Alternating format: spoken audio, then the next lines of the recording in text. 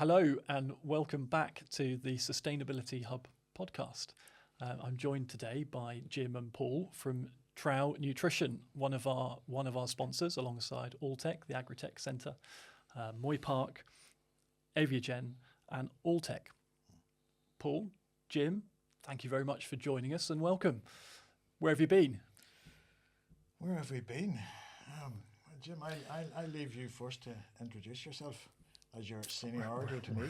Where have I been? Well, I've been in the last 34 years in Trouw Nutrition. Started out with BP back in 91 as silage additive salesperson. Oh, you've got a good memory. Yes, exactly. It's important.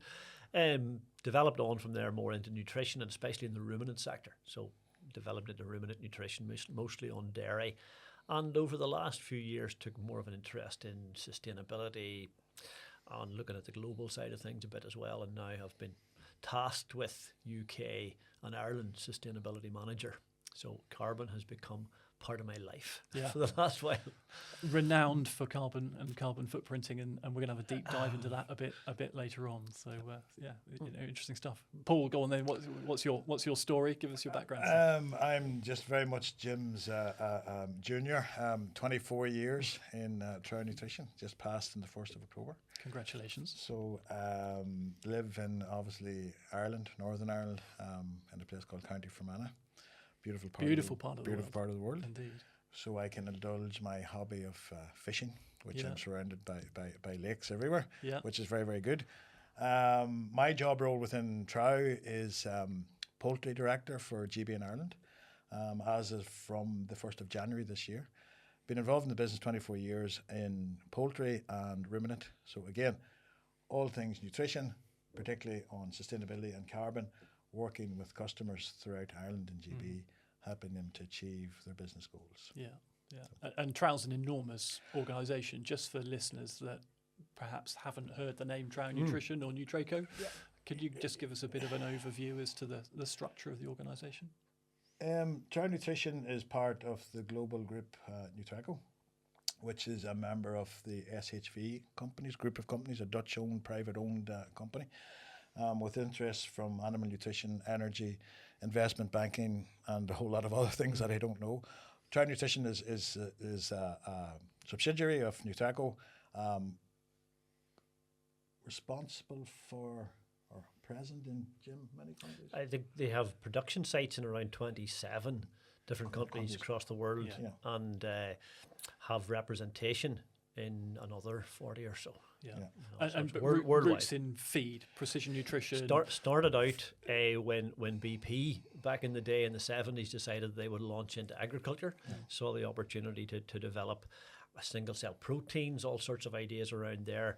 That then brought them into needing outlets for that type of technology, so they started buying into the feed industry in both the US and Canada and across Europe with the likes of Hendrix and so on. Nanta in Spain would be one of the big feed companies, and then developed further into the feed additive business, the premix business, and now they would be one of the major premix houses across the world.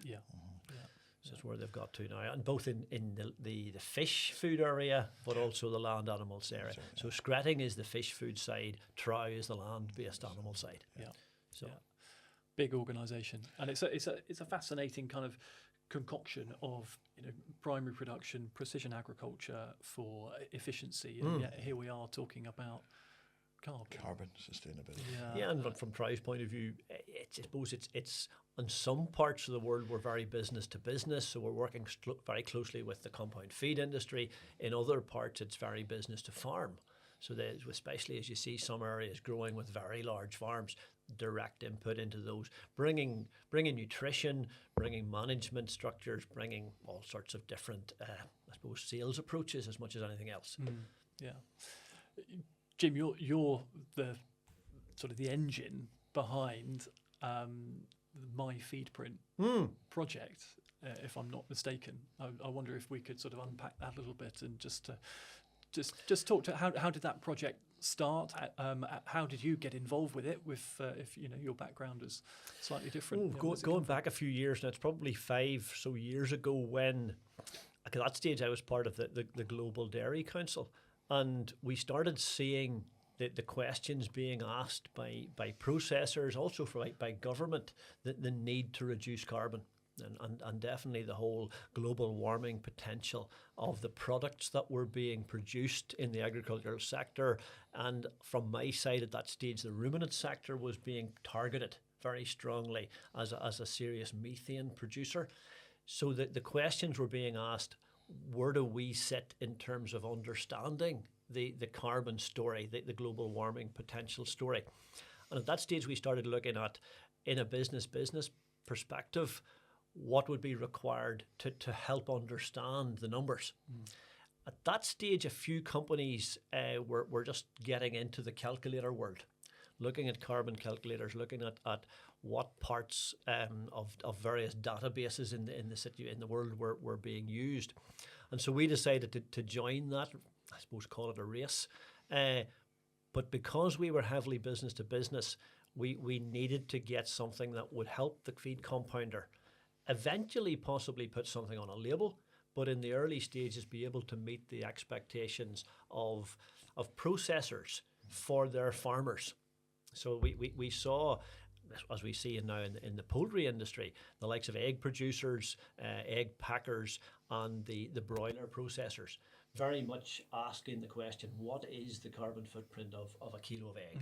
What is the carbon footprint of a kilo of poultry meat? And what proportion of that will come from the farm versus what proportion maybe comes from the feed, much of which is imported. Yeah. So we then looked at the ways we could pull that together. So we built a model called MyFeedPrint, which is a digital offering for our customers. And within that, we took key databases like the global feedstuffs LCA database, GFLI.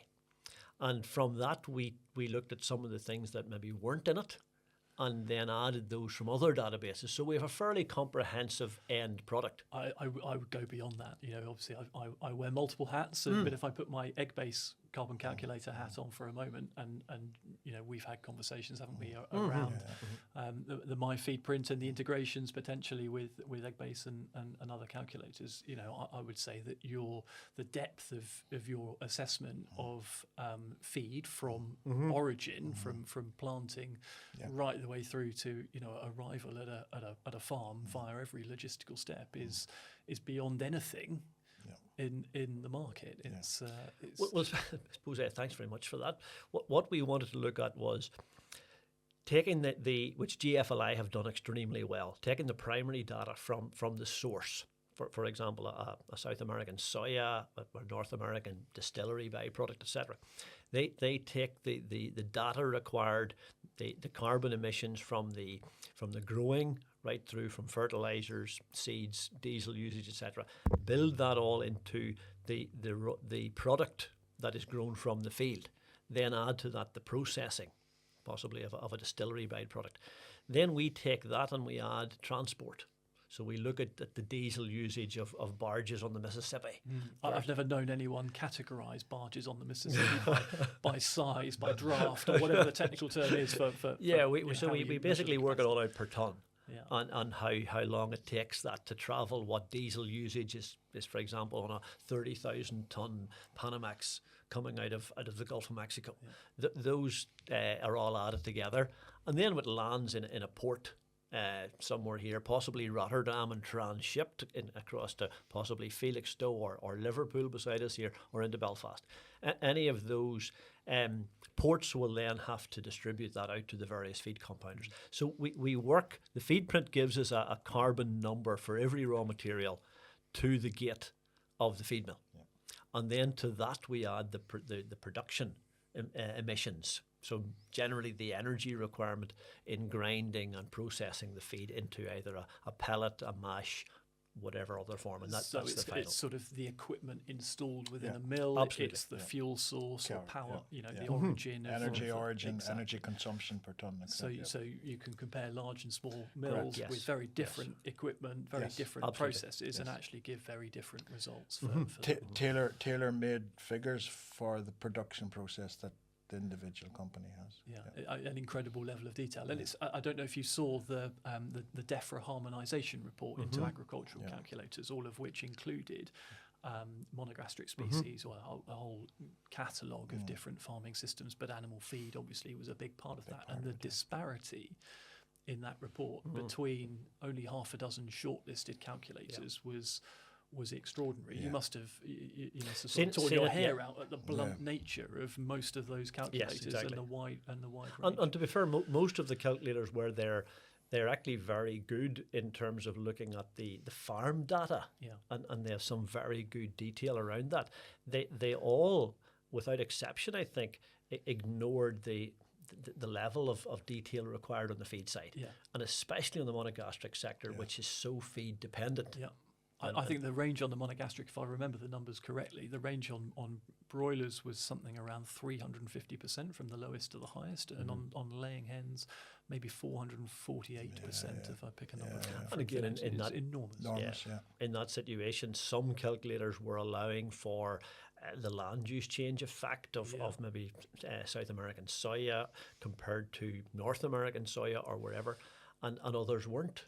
There's been a huge amount of alignment. I'm sure that was a catalyst. That piece of work was a fundamentally important piece of work to be done to improve the credibility of the work that we're all involved with in terms of measuring the emissions of farming and of food production.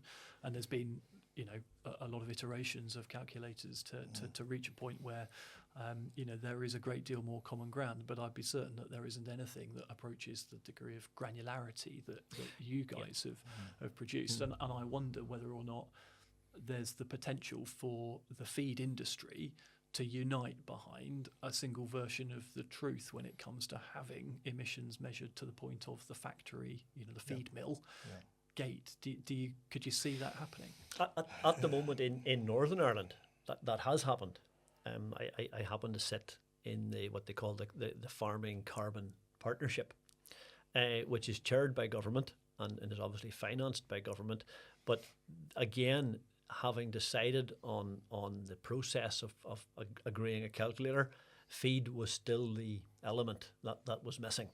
So the opportunity was there to discuss having a tool with, if not using MyFeedPrint, having the similar methodologies. Mills are able to do as they please, but they need to make sure they follow similar methodologies that we have with the likes of GFLI as the main database and others. So that has ensured within the Northern Ireland calculation system that each number will be at least comparable to all the others in the system. And I'm wondering at the moment, will GB, government, or even processors agree on, if not the same calculator, at least calculators that are following exactly the same methodologies. If that's the case, we're all working with a single version of the truth. Yeah, absolutely. Which is where we want to get to. I think,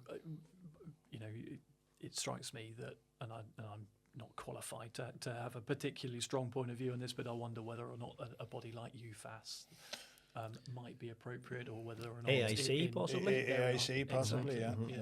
And as an international business yourselves, you know whether or not that could then be mirrored in the other markets in which you're active.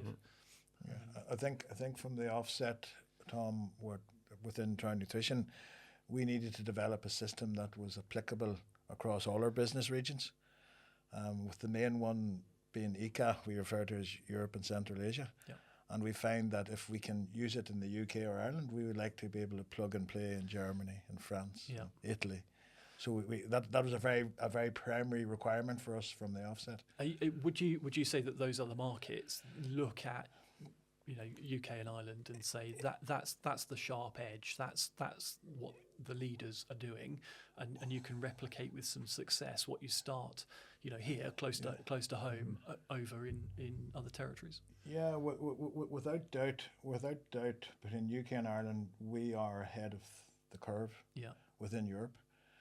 Possibly with the Benelux, Paul. You would know the guys there well. With the Benelux region, they're not far behind us. But if you look at it, it was described to me one time as a tidal wave moving from west to east. Mm.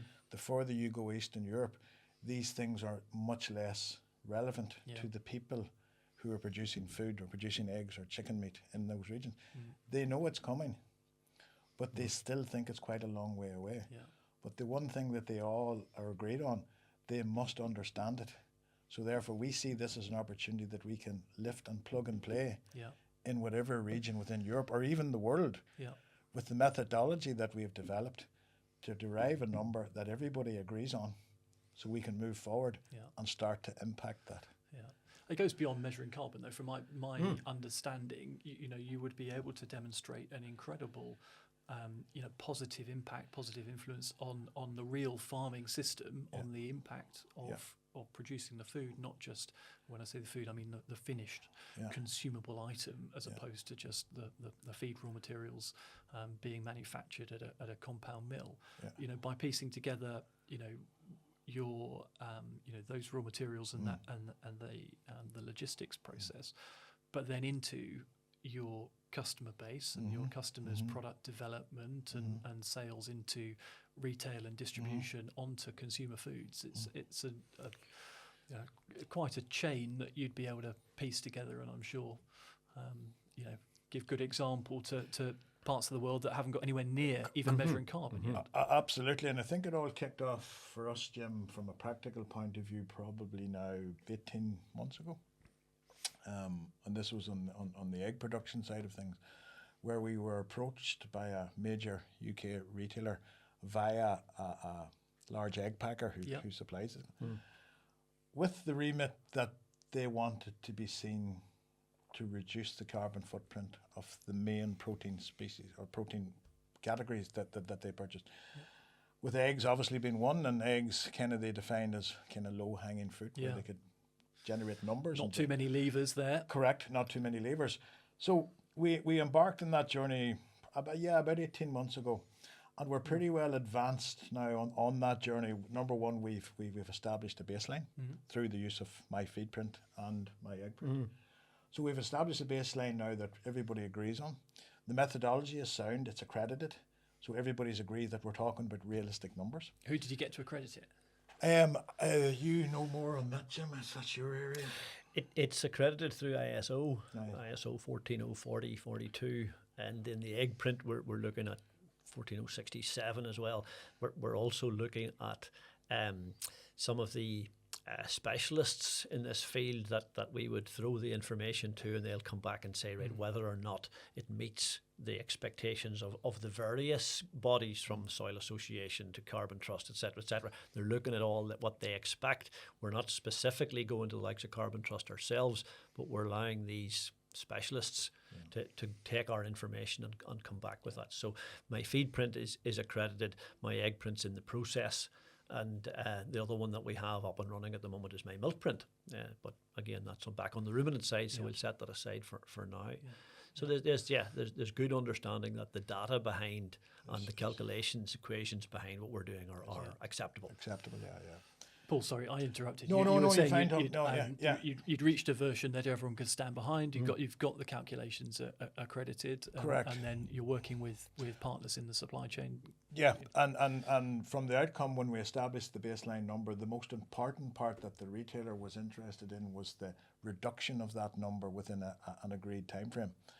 So we developed then mitigation strategies, carbon mitigation strategies in terms of reduction.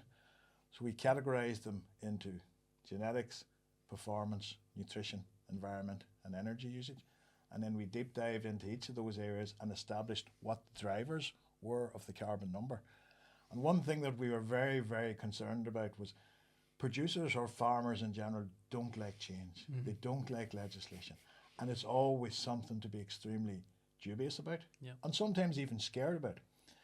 I think it's safe to say from our side, from the poultry side, the biggest impact on carbon in poultry production, be it chicken meat or eggs, is feed. And within feed. Land use change is a massive thing. Land use change, and source of raw materials is a huge one. So I think the message for any producer out there, it's nothing to be scared of. The farm part is 20% of the overall carbon footprint. Yes, there will be focus on it, but yes, be assured that there's loads of help. We're well down that journey. We're well on our way to achieving what we need to achieve. Engage with it and work with partners, work with your packer, work with your feed company, and it's certainly nothing to be scared of. It's something to embrace.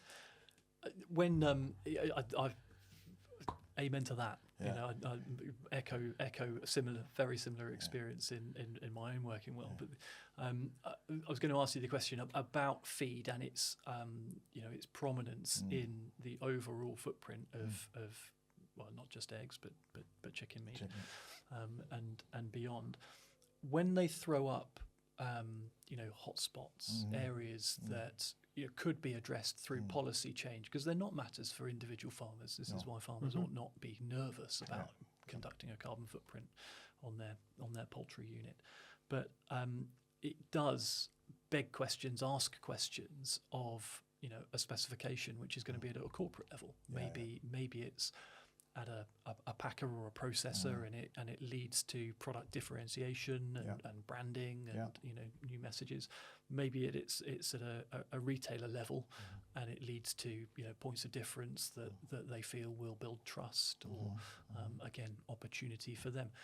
Are you seeing any signs that those bigger businesses are looking to make different decisions about their buying specification or their sourcing, their procurement plans? If I could maybe answer that, Paul, just in some of the things that are raising are exactly as you're saying, Tom, that the questions are being asked about sourcing, et cetera, even to European level, where we're seeing legislation coming on EU deforestation risk being one of them, UK soya manifesto. There's a lot of discussion and roundtables on where we go next and how we make sure that materials, for example, soya, coming into the UK and to Europe in general, are from deforestation free and even conversion from another crop or another, let's say, prairie, pampas, whatever else, long-term lay. As soon as you put the plough in, you've got a conversion. So those figures are all calculated and built into the background. So there is this requirement to reduce as much of that as possible. The situation at the moment, though, is that the supply chain, the network of shipments, etc., that are fairly well established over many years, is not a huge juggernaut that will never turn. But I think it's something that is established and needs to be worked with. So we need to make sure that we don't just throw one source out with not the possibility of getting another, because we would argue that while carbon and that whole emissions area are important and somewhat critical as we move forward in terms of our world, but also within the animals that we feed, we need to make sure that nutrition, health and welfare, productivity, those things are maintained, and when we don't jeopardize those just because we want to drop a product like soya completely. So there will be changes to the supply chain. Those changes will come into place as they're needed. But I don't think we just make a rash decision and say, oh, soya is bad, therefore we don't use it. We have to find a way of mitigating the nutrition in order to make sure the bird does what it's supposed to do and continues to lay the eggs that we need every day. Yeah, so. No, absolutely. I wasn't suggesting that a business like Trouw would be sort of looking to drive such a change, because ultimately we're certainly in this part of the world, we're very much a consumer-driven food supply chain, and there has to be demand. You can identify where you think there might be opportunity for new demand by creating points of difference, but we also know that the consumer often says one thing and does something slightly different when it comes to actually putting their hand in their pocket. And food security is key to all of this. Yeah, and I think also, if we take within any population within a region, we have people who can afford to make those choices. We have people who simply can't. So we have to obviously be mindful of that. And if there's going to be an extra cost, well, that's yet to be determined. I've no doubt in my mind, Tom, that this is going to be a requirement to operate. It's not going to be a choice. It's going to be a license to actually produce food and sell at retail level. Yeah, own personal views, I think regardless of what the carbon footprint number is at the end of an assessment, having done the exercise of truly tracing back where the raw materials came from, what the actual web of indirect supply looks like to get to the point of having a carton of eggs on shelf is a very, very healthy process to have done. And I can't help but wonder, where we go next beyond carbon. We've measured carbon. There's lots and lots of businesses we've referred to that are now doing that, regardless of the species or even nothing to do with that animal farming. But you wonder whether or not going beyond carbon into natural capital or biodiversity, soil and water. I was going to say health, but not even health, life. You're a fishing man, you'll see water quality, and I'm sure water quality is pretty close to your heart. And Jim, you're talking about your gardening, again, below ground, soil health quality is going to have a massive material benefit on you and your absolutely bottom line. And these things are very much front and centre to the public eye at the moment. Not a day goes by when it's not front page news that there's been some environmental, and by that I mean, waste or pollution issue somewhere. And we're not so much now talking about carbon and net zero. That seems to have subsided slightly in our media, at least, and it's more about protecting the natural world from pollutants. I wonder if we're going to be measuring more of that in the future. What do you think? I think, Tom, if we look at where we end up going with this, people will be of the perception that yes, it's important to reduce carbon, to be more sustainable, to be more mindful of our natural resources and utilise them to the best that we can. We have a duty of care to future generations to do that. But the core pillar of sustainability is not just about carbon. It's sustainable animals in terms of health, in terms of welfare, in terms of longevity, but also from the farming families who are involved in producing this food.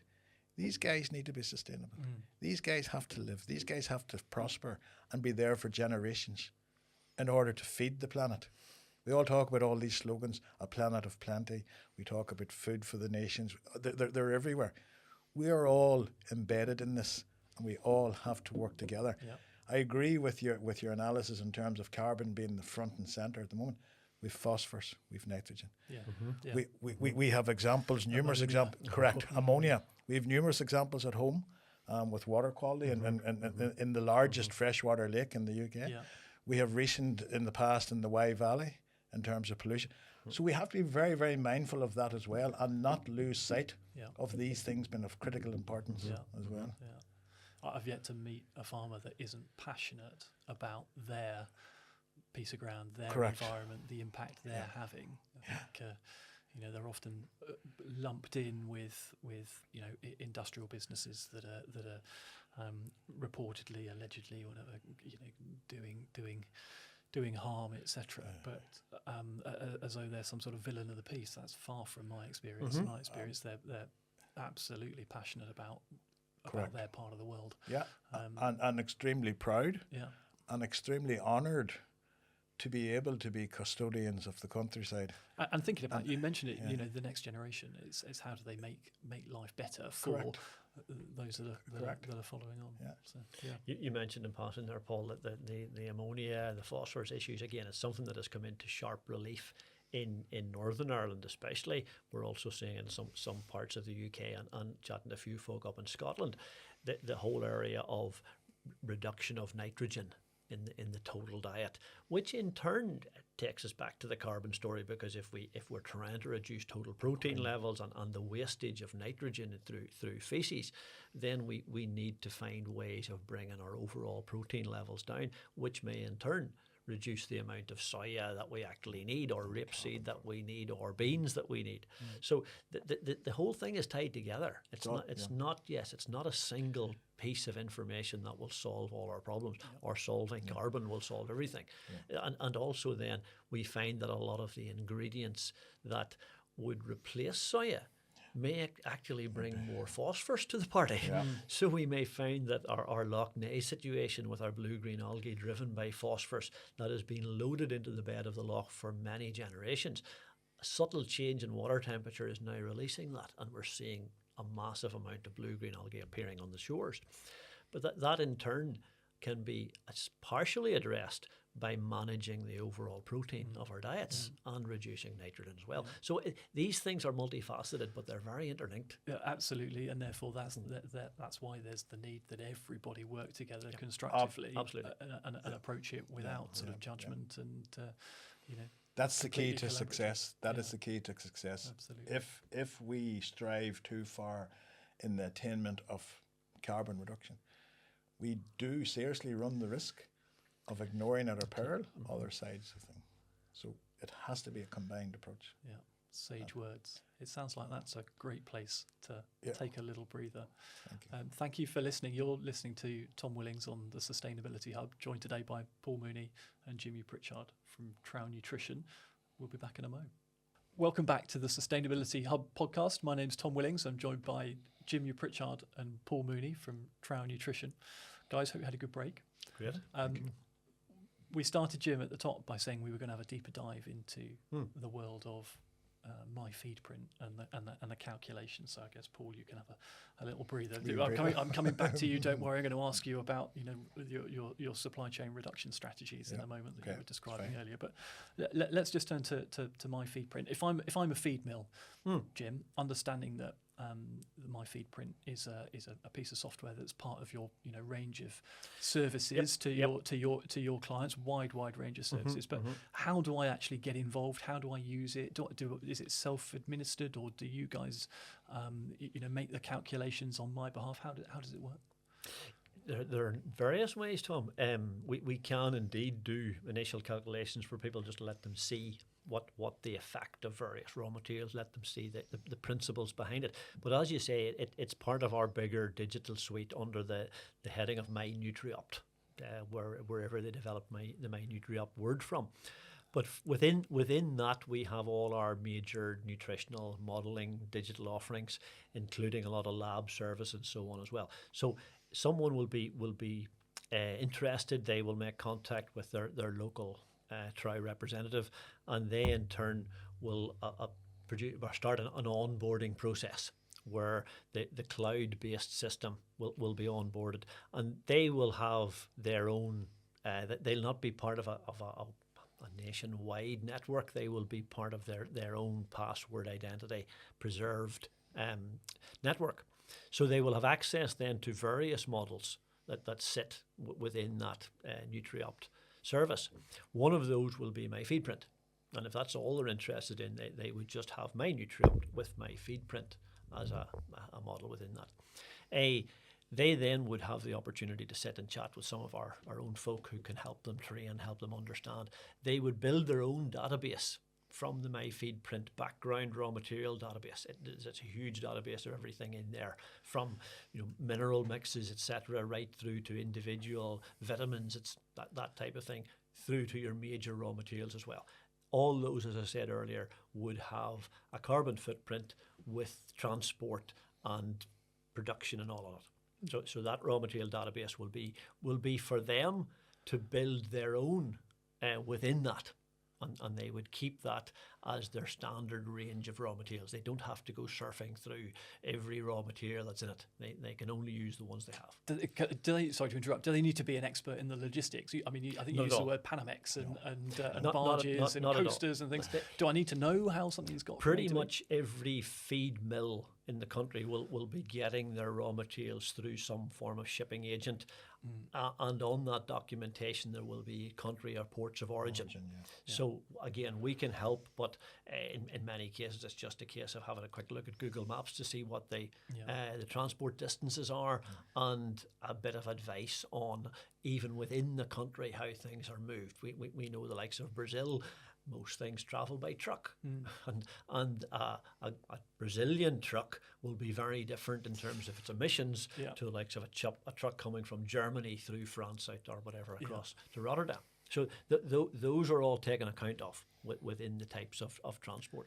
So when they have that, they can build their own database, and then they can add their own milling. So if they have all their information around the milling energy costs, either split down by individual process or possibly a total, having one total. Here's how many tons we produce in a year, and here's our total energy. Gas. Yeah, exactly. So this amount of diesel, this amount of gas for our forklift trucks, all those can be taken account of in a drop-down menu. So when they get that built, then they have a full, I suppose, inventory of all the raw materials. The next part is the formulation, the feed manufacture piece. And within that, you just do a standard formulation process. There is also now the ability to average different sources of raw materials into a one product with an average carbon. So if you're buying maize, for example, from France at certain times of the year, from Canada from other times of the year, and maybe even some Brazilian, you can do a weighted proportion of each of those and give yourself one maize figure for that 12-month period. Eventually, I think some mills may want to go to the point where they almost run it live. And in that case, depending on their own internal formulation software, they may be able to transfer data directly into the likes of a format or a best mix, so they can run their feed formulation from a nutritional point of view as well as a carbon point of view. Am I the only one that's slightly surprised that we haven't already got to the point where there is a CO2 coefficient on every feed ticket? Like, I 2 or 3 years ago, that felt like that was relatively low-hanging fruit. You guys with MyFeedPrint have changed the game in terms of accuracy, granularity of that information. But I think it is coming. It's just one of those things until it's demanded by calculators in individual processors that need that information on farm when they visit the farm. It is not strictly needed, but it's now at the point where even averages would be a good thing. An annual average for a particular type of feed going out would be said, good. You refer to the databases and the raw materials. Those the raw material database that we all mean, referring to GFLI, at the minute is only country specific. It isn't regional, is it? So is that something we're going to get more precise on that? Yes, that's been worked on, Tom. Yep, very much so.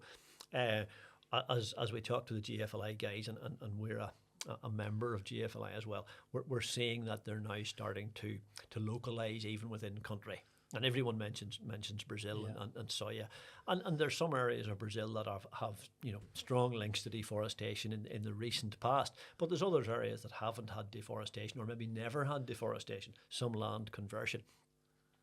Those areas would be priority for EU to be able to bring in soya or possibly maize that won't have a deforestation risk number labelled on it. So we see that within GFLI as being something that's somewhat of a priority, and they're working close towards this almost branded soyas, branded mazes that you then can have regional specific. I think that'll be a key shift in our ability to really give true numbers. Exactly, another layer of transparency and validity. It's just further refinement of the number that we're already working with. And as the interest in carbon sustainability grows in the future, that will be required. Yeah. We're very much embarking at the start of this journey, and as Jim, as you say, numbers are where we're at now. That's going to be much more scrutinised going forward in future. Refinement's the word, isn't it? So refinement's the word. That neatly takes us back up to your supply chain example that you gave earlier. Yeah. I should have asked you at the time, but what were the takeaways? What were the learnings from that? We talked about why a farmer ought not be nervous about it.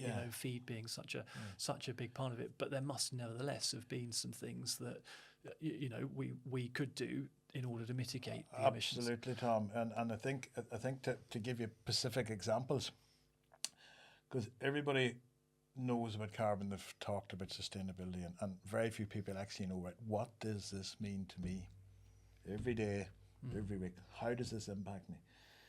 To break it down to very simple terminology, from if we pick laying egg production as an example, the key pillars of egg production that we see in terms of sustainability: baseline number, reduction of that baseline number in a 5, 10, 15 year period time to a number where retailers are happy with, and they can show demonstrable reduction strategies to achieve that carbon footprint reduction.